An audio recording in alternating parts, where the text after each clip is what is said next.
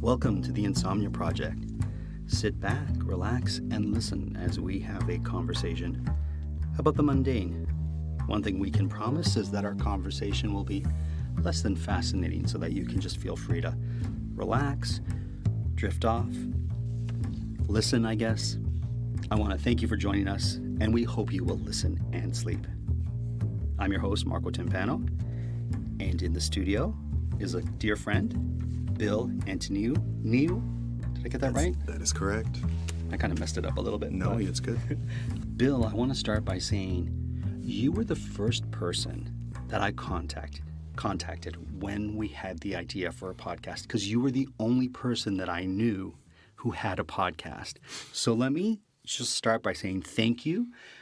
Just even connecting with you and you kind of going through how to do a podcast made my life so much easier as a podcaster. So thank you. This show wouldn't be here today. Very touched. Thank you for saying so. I mean, I there's still so much I don't know about podcasting that I'm still learning. So, and I think that you've probably gone past me at this point. So the student has become the master. There you go. Yeah. Well, I'm glad to have the master in my studio with the student. How's that? It's great.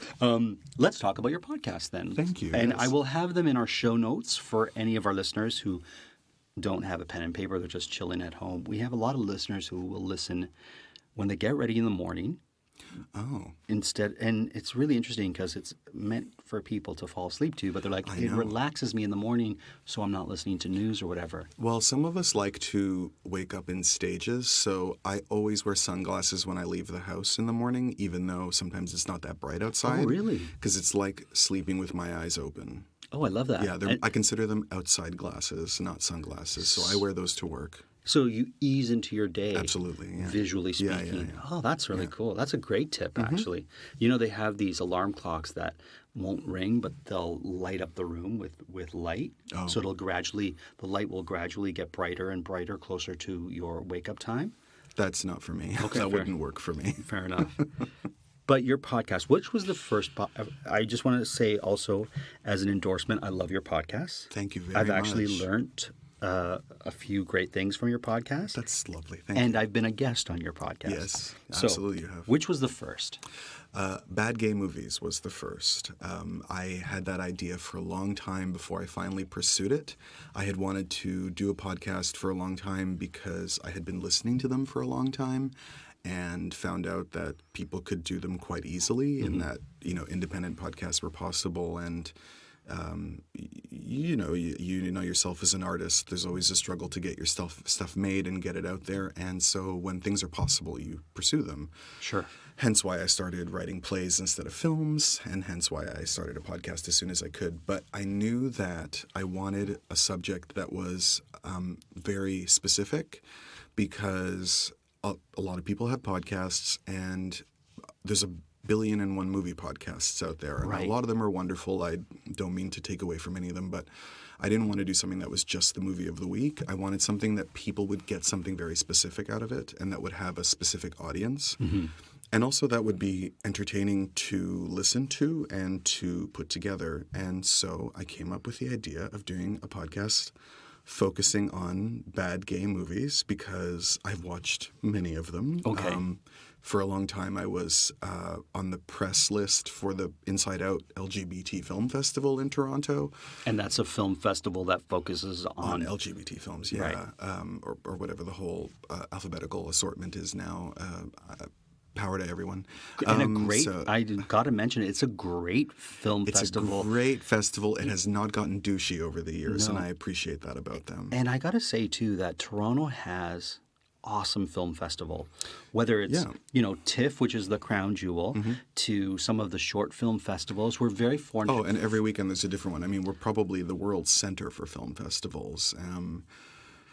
So I'd always have a good time, but when you're on the press list, you get stacks of screeners, or now you get stacks of links on an Excel sheet with passwords.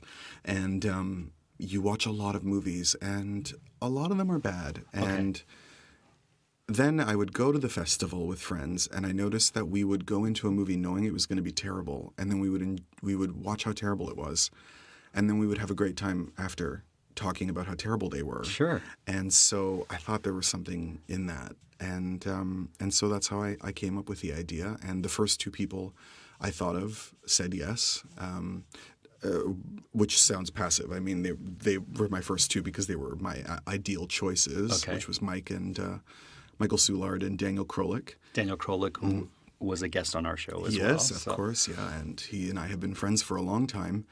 And he was the very first person I told my idea, and he was all for it. And I didn't know at first if I wanted to have a set panel or a rotating group of people, but I knew I wanted Daniel because I noticed I've known Daniel for like 11 years now, and we talk about movies a lot. We almost always disagree, and I always enjoy talking to him about it, and I thought that's probably better to have on the show than somebody that I agree with all the time. Sure. Even though turns out we agree more than we thought we did, but we still have a good time. And then Michael is someone who we make each other laugh in a way that nobody else in my life does. So, it just made a good combination. And they didn't know each other that well before we started. Okay. And they got along like a house on fire. So we have it's been 5 years. We have a wonderful time. How wonderful is that? And we should also point out that your podcast is open to anyone. Oh, absolutely. As far as I'm concerned. I mean, anyone who likes to laugh. Yeah. I mean, or loves movies or bad the movies. emails we get are from all kinds of people of all walks of life from all over the world. And there are people who tell us that they watch the movie because of our podcast. So all those directors out there who might be upset that we're insulting your film, there's still money going in your pocket. Yeah. You're bringing a different kind of focus or light to them. Now I want to mention your other podcast. Yep. My Criterions. That's right. So that is something I came up with because I don't like free time very much. I do like to keep busy, and a lot of my hobbies are just basically my version of knitting. I do like things that keep me alone in a room. Sure. It's very sad, but not really. As a teenager, I used to collect movie photos in a scrapbook. I have 24 binders of movie photos on my shelf at home that I used to do. And that later became my blog because I write movie reviews online as an amateur. And then what's that blog? And we'll make sure that we put it on. It's myolladdiction.com. We're almost at 8,000 reviews on there. Oh, congratulations. Thank you very much. Capsule reviews, not like in-depth cineast level reviews. But I have found at a certain point that I had gotten, maybe someone else can decide if I got good at podcasting, but I certainly got proficient at it. Sure. And I just wanted to do another one, and I wanted to do one that was mostly me, because Bad Gay Movies is a hard show to coordinate. Because there's three of us and we all have lives, we don't do it for money, so we have other priorities. Of course. So getting the three of us to be able to watch a film and then get together to talk about it is challenging, and that's with three of us all being in. I have no complaints about Mike or Dan's devotion to the project at all. So I thought My Criterions would be a fun thing to do that would basically be something I could do on my own time, on my own schedule. And again, I wanted to do something movie related, but something specific and not general. And so I've been a Criterion collector for 20 years, and I'm madly in love with the collection. They're sort of my Fabergé egg, obsession. I have been collecting them for that long and have a vast amount of the movies in the collection at home. We should mention exactly what the Criterion Collection is for people who don't know. So the Criterion Collection is like the Rolls-Royce of DVDs. They started out actually in Laserdiscs. They're released by the Janus Film Company, and they are on Laserdisc and then later on DVD. They have a board that basically selects a film to be in the collection that they put out in an edition that is like the best image and sound quality they can find, with special features that really count and aren't just promotional things the way a lot of DVD features are. Right. And the cover art is always unique and is an integral part of a Criterion edition. There's always an essay that comes with it. It's like film school in a can. Oh, great. And every one of them feels special. And I don't just say that because sometimes I take them out and dust them with a lot of TLC. Sure. And because of the Criterion Collection, I was also introduced to a lot of the greatest movies that I've ever seen. Oh, wow. And the best, other than in a movie theater, it's the best possible way to see a film. So let me ask you this. What is the prettiest Fabergé egg in your Criterion Collection? In other words, you talked about the art. Yeah. Which is the one that you're like, I love the art on this one? Oh, that's a good question. Every once in a while I hit one. Yeah? Every once in a while I hit a good question out of the park. Yeah. I don't know. So many of them are so good. Some of them are bad. The Dress to Kill one was a disappointment for me. Okay. The Dolce Vita cover is really nice. Right. The one for A Special Day, which you were on my episode on, that's a really nice cover. La Ventura is a great cover. I don't know. There's so many of them. That's a hard. Black Narcissus is another one that I'm a huge fan of. What was a film that you discovered from this collection that is a personal favorite now? Children of Paradise by Marcel Carnet. Les Enfants du Paradis. Okay. That one. And there's films I've rediscovered. So I first saw Antonioni's La Ventura when I was a teenager in York University, and I thought it was so boring. I thought Antonioni was so boring. And then years later, Criterion had switched to DVDs, and I started collecting them. And they put out La Ventura, and I bought it for the collection. And I thought, it's been a long time. I bet you any money this movie is going to seem different to me now. Okay. Because I've aged, my brain has grown, my appreciation of a more challenging type of film has become more complex. Sure. And I was right, and I watched it, and it's like probably number 2 on my top 100 of all time. Number 3. I'd say it's number 3 on my top 100 of all time. Amazing. And Criterion has a lot to do with that, especially given how pristine their edition is of it. Amazing. Mm-hmm. What is the first thing that grabs you when you see a film? It's going to sound hokey, but it's an energy. Okay. Yeah, I'd love to say that it's like an image, but sometimes a movie looks terrible, but there's a way that people interact in it that grabs you. There's a lot of great 70s movies that are very grainy and ugly, and that's part of their beauty, but they have like Serpico or something, like they have an energy to them that's, Sure. Well, I mean, that's a beautiful movie. His hats are to die for. But yeah, it's a pace and an energy, and it doesn't have to be a fast pace. It has to be something where there's just there's a boldness to the storytelling, and it happens very often that you know from the opening scene that you're going to love a movie. That happens to me a lot. I remember the opening credits of L.A. Confidential. I'm just like, this is going to be my favorite movie, and Really? yeah, it's one of my absolute favorite movies. I remember the opening credits to a French film called Delicatessen. Mm-hmm. And what I loved about that film was everyone who was in film, their credits were on things. So the editor's name was on a pair of scissors. That's right, yeah. as the camera panned through this room that had different.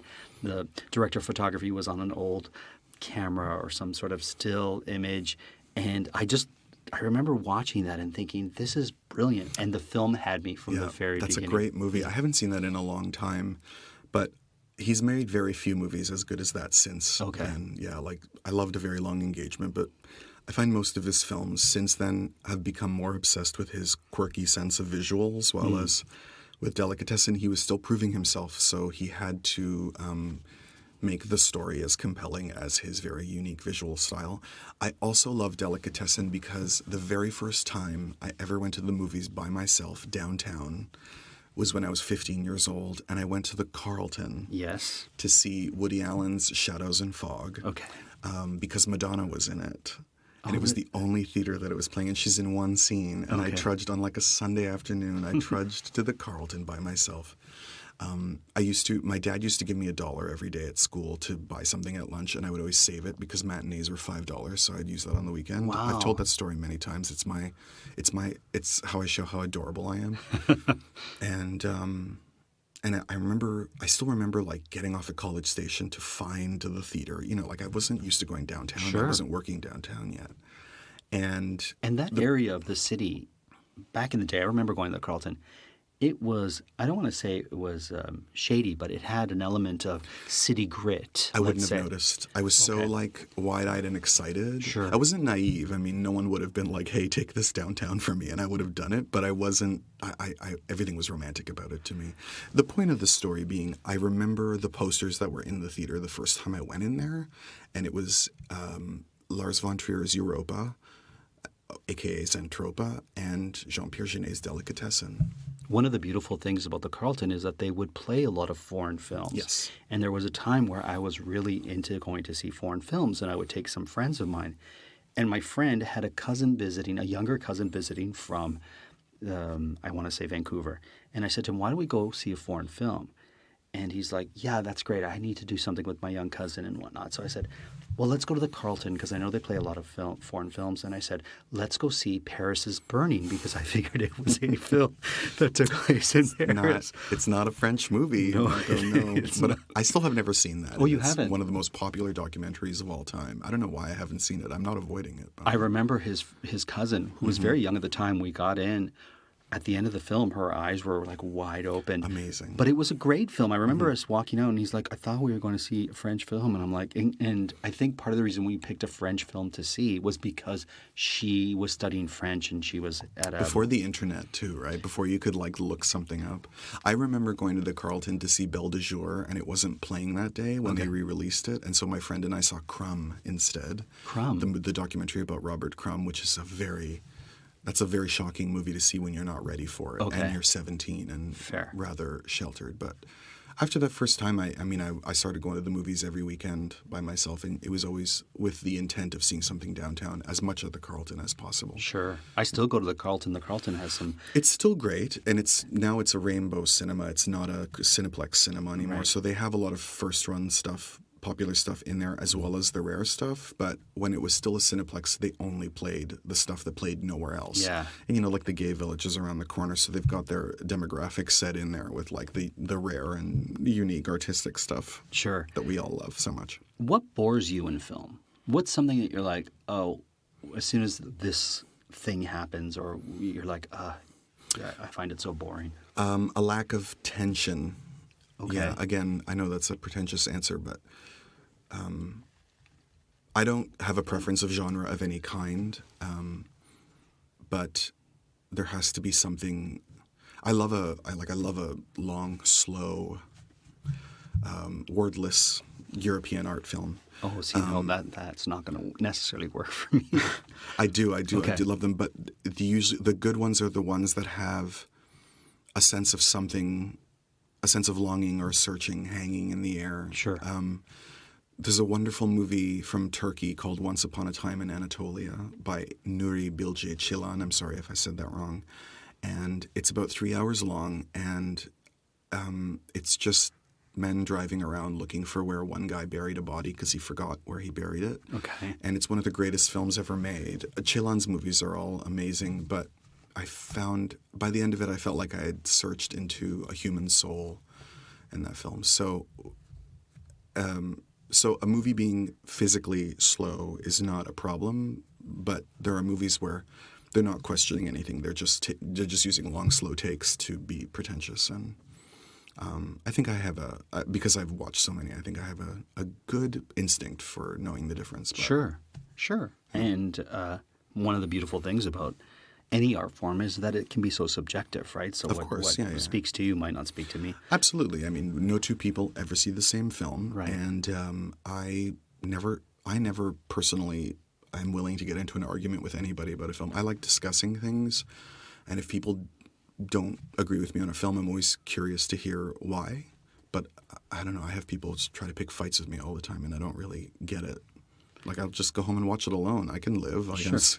But there is something, I love to see a comedy in a theater full of people. Absolutely. Because I feel like that experience, when people around you are laughing and enjoying it, it's infectious and it makes you appreciate the film so much more. And you know how they have these theaters now that are like, you're in a big comfortable seat and you can eat and there's like a little table between you and the next person. I would never want to see a comedy there because you're so disconnected from everyone around you. Yeah. I mean, I've seen like the VIPs are like that, and I've seen movies in there. I've seen comedies in there. It's not too bad. But I know exactly what you mean. Yeah. But we were already sort of being led into that by the stadium-style seating that we have in movie theaters now. Sure. It's also one of the reasons why people talk more in movies and use their phones a lot more in movies is because the old, like if you go to the Varsity 8, which is an old school theater, it's very gently sloped so that when you're sitting in the theater, you do have a sense of everyone around you, and it makes you more self-conscious. With stadium-style seating, you only have the people beside you. You can't really see. You have no physical sense of the people behind you or much in front of you, and it's why people. I think it's also because they're stupid, but there's people who speak in full volume throughout the entire movie because they think they can't be heard. Okay, so we've mentioned a couple of actual movie theaters or cinemas in the city of Toronto. So forgive us for our international or non-Toronto listeners. But Bill, that just brings me to ask you this about another specific theater. So the Carlton Movie Theater, if you're in Toronto and you want to see something different, the Carlton. Yeah. Varsity 8, it's still around, right? The Varsity is still around. Varsity. Yeah. Now, this one's no longer a theater. It's an event venue. But did you ever see anything at the Eglinton Grand? Absolutely. I loved that theater. I did too. I saw Evita there on New Year's Day, the very first day that it opened. Tell me you were on the balcony? No, I wasn't. Oh, because that's too bad. Because that would just be poetic. I never sat in the balcony there. The balcony was my favorite. Yeah. So it was a Art Deco style theater. Yeah. It was I shouldn't say style. It was a movie theater or cinema from that period. Yeah. That lasted. Gargoyles over the doors. Yeah, yeah. And I saw the original Sunset Boulevard there. They played it there when the play came to Toronto. Oh, wow. And it was a great way to see a movie like that. Bet. Yeah. I went there a few times. Not too much because I didn't live on that side of town. Sure. And they usually played movies I could see closer to home. Of course. But every once in a while we would get out there. I like the Eglinton. I loved the York a lot too. Yes, the York is also a great theater that is now an event venue. It is. I got married at the Eglinton Grand. Did you really? Yeah, that's where we had a receptionist. Wow. Yeah. The York, the last time I was at the York was right before it closed, and I saw The Others, so that was how long ago? Nicole Kidman? Yeah, like 2001, 2002. Wow. I saw that there. What is important to you at an actual cinema? Well, something that no longer exists, which is ushers. Right. Because that's also why people talk and use their phones a lot in movie theaters. Sure. As a teenager, I remember people coming and asking me to put my feet down from the seats. I was an usher. I bet. Way back in the day. Yeah. At the Promenade Theater. Oh, I went there once in the 90s. I saw Dragonheart there. That's the only time I ever went there. Other than that, I don't know that I'm that picky. A comfortable enough chair, okay, and a good, like a good screen and a good sound system. I certainly like for a movie theater to have a sense of presentation, but they rarely do. The new ones rarely do. But how do you feel about drive-ins? Is it I'm your ashamed thing? to admit I have not been to a drive-in since I was 5 years old. Okay. And my friend goes to the Oakville one all the time, and I keep saying, let's go sometime, and I just have not gotten it together enough to go. So I love the idea of it, but in my mind, it's like a scene from Grease or something, like I don't. I would love to do it, but it's not something I have any experience of. I barely remember the one time I went, but I remember the film was Firefox starring Clint Eastwood. Oh, wow. Yeah. I'm not old. No, it's great. No. Now let me shift gears a bit. You're a writer as well, and you've written some plays. A few, yeah. What's the first thing that comes to mind when you're sitting down to write a play? Not comes to mind. What's the first thing you attack? Usually the idea comes in the form of one interaction. So like I see an image of people in a situation, and then I build out from there. That's how all my plays have. The ones that I have successfully finished. Sure. Have started that way, with the exception of one, which was my only bomb. So there you go. Fair enough. Yeah. And does cinema inform your playwriting? It does, very much so, particularly in the way I express my sense of humor. A lot of people tell me it reminds them of sitcom television, actually, in a good way. They don't mean that pejoratively. And I love sitcom television. But I also, by the time I started writing plays, I had been in many of them, and I know that you need to. I try to stick to those Aristotelian concepts as much as possible, as much unity of time, action, and place as possible. So they end up being much further away from movies than they start out in my mind, because you don't want to be changing the scene every 3 seconds. Well, I have about 3 seconds to wrap up this episode. I want to thank my guest, Bil Antoniou, for being here today. Thank you for having me. As always, the Insomnia Project is produced by Drumcast Productions. And if you happen to be in the Waterloo area on Friday, November 16th, you can come to After Hours at the library, which is a fundraiser for the Waterloo Public Library. I will be the special guest speaker, so you can hear me and see me live, as opposed to just hearing me on this podcast. We want to thank you for listening. We hope you will listen and sleep.